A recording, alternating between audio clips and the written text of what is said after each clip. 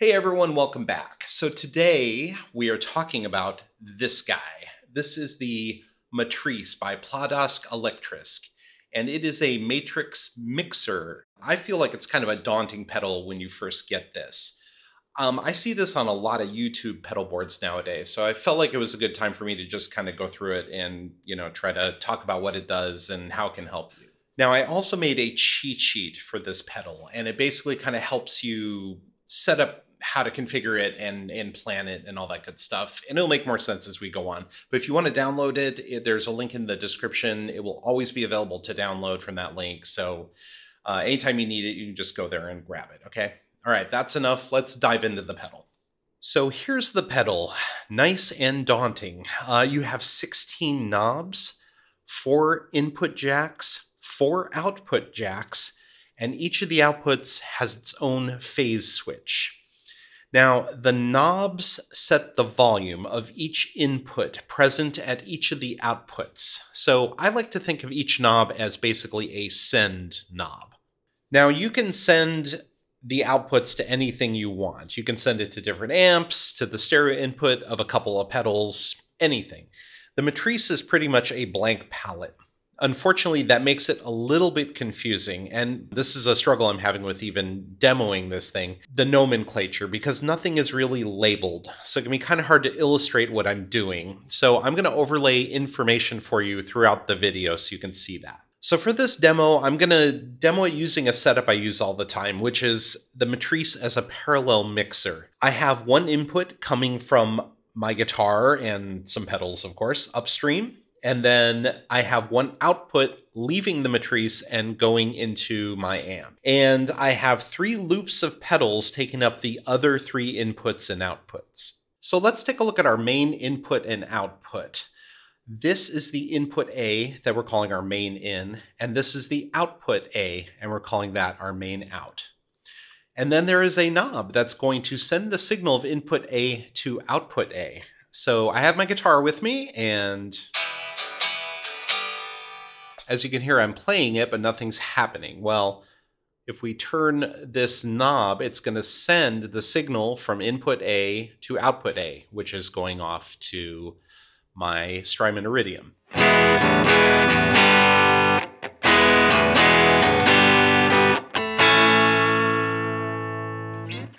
So for input B, we're looping it into the Fabrikat, and this is going to be our high-pitch sound. So let's have it grab some audio. I have a loop going, and here's what the loop sounds like by itself.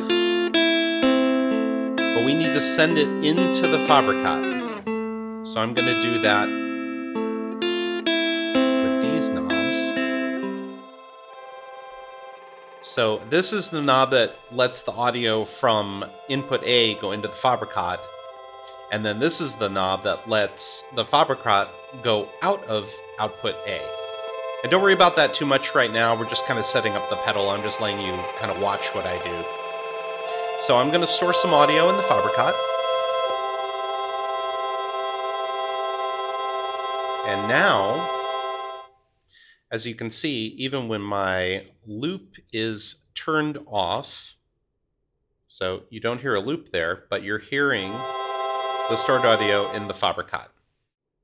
Input and output C are going to the mood pedal. This is going to be our medium pitch. So once again, let's have it grab some audio.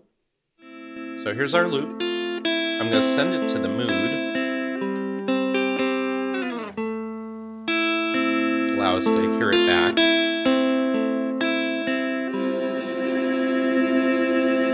And that's what we have in the mood right now. And this is what we have in the Fabrikat. So that's why I have both these running. You can hear the difference, right? And finally, for input and output D, we're doing the count to 5, and that's going to be our low pitch. So let's have it grab some audio. So here's our loop. I'm going to send some audio into the count to 5. Grab it. Don't need to send it anymore. This is what's now in the count of 5.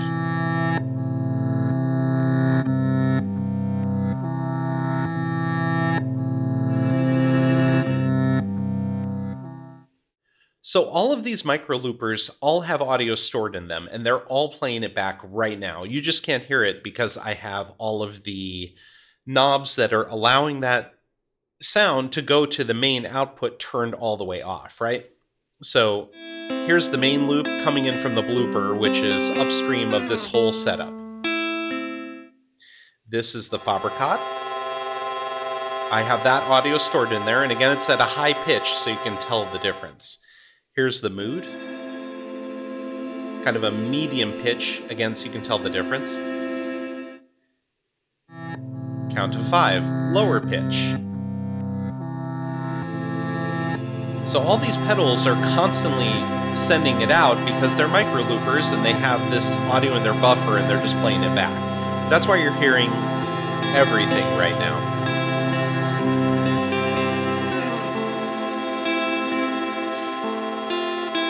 So now let's talk about what all the rest of the knobs do. So this knob here, the way I have it routed, this particular knob is going to take any audio coming into input A and send it to output A. That's why you're hearing the main loop, the main guitar signal, nice and clean going that way, okay? So this entire row basically deals with this input A. So when you go to this knob, this is going to send audio from the input A to output B.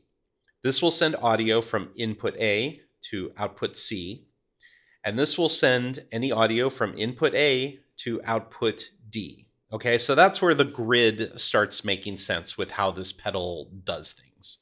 So now let's talk about the knobs that deal with the Fabrikat, which is input and output B.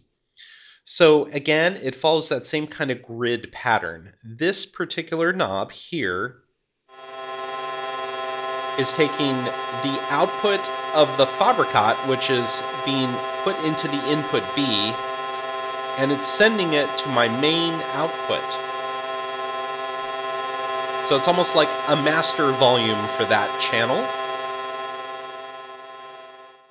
And again, all of these knobs do kind of the same thing. So this knob is going to take input B and send it to output B. That means, and this is an important one, the Fabrikat can send audio to itself.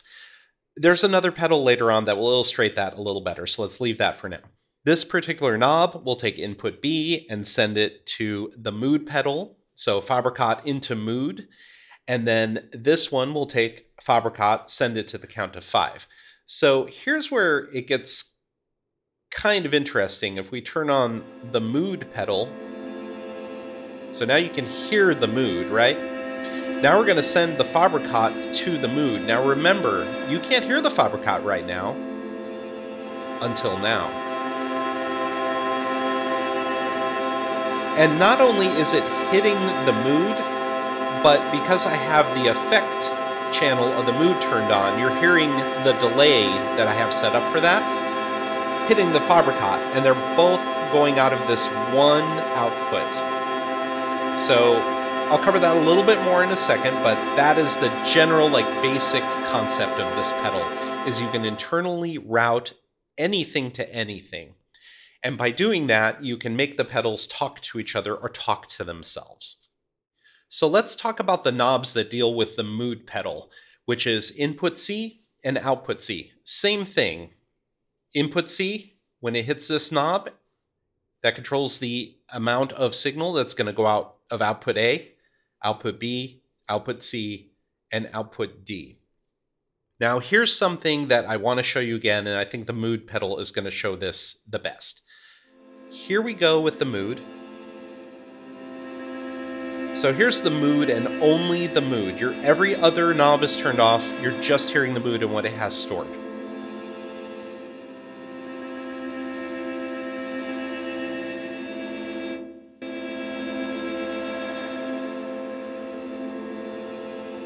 So if we send the mood into itself, we can use this knob. So what this means is we're going to take the signal coming out of the mood, we're going to send it back into the input of the mood, which means it's going to hit that delay again.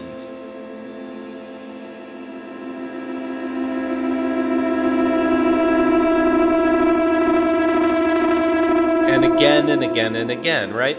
So you're getting the delay to just start oscillating.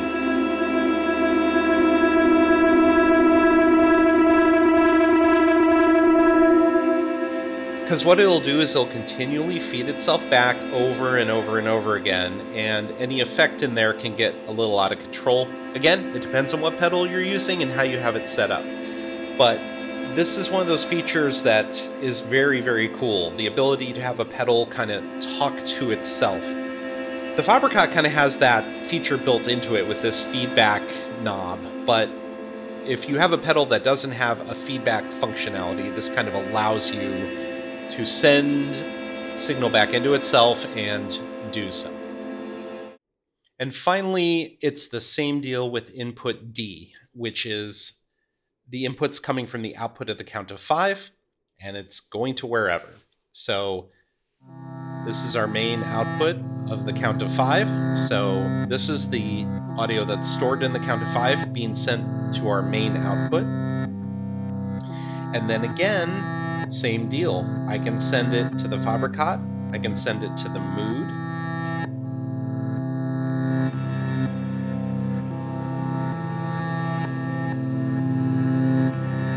And by doing that, I'm starting to get that wonderful delay there. And then this one obviously would send the count of 5 into itself. So the way I have the pedal configured, this kind of, diagonal row of knobs are inputs talking to their own output. I wanted to say a quick thing about the cabling for this pedal. I left all this kind of cabling out intentionally because I wanted you to see how complicated it is. This pedal requires a lot of patch cables, and you may not have the lengths that you're going to need to hook this up to, whatever's on your pedal board and however you arrange it. It's a bit of a tangle. It's a little complicated to set up. Once you have it set up, it's totally worth it. But, I just need to mention that to you. If you buy this pedal, you might be all excited to hook it up and then realize, oh, I don't have enough patch cables and they aren't the correct length, and that's going to bum out your day. And finally, each of the channels has a phase switch, which is really handy because some pedals will invert your phase. So if that switch is clicked to the left, it's original. If you click the switch to the right, it inverts your phase. And normally what I do to check that is I'll run some original audio from the main in to the main out, and then I'll run some audio through a pedal that's on but not playing effects, right? And pop the phase switch, and you can hear it's out of phase. You can hear it's in phase.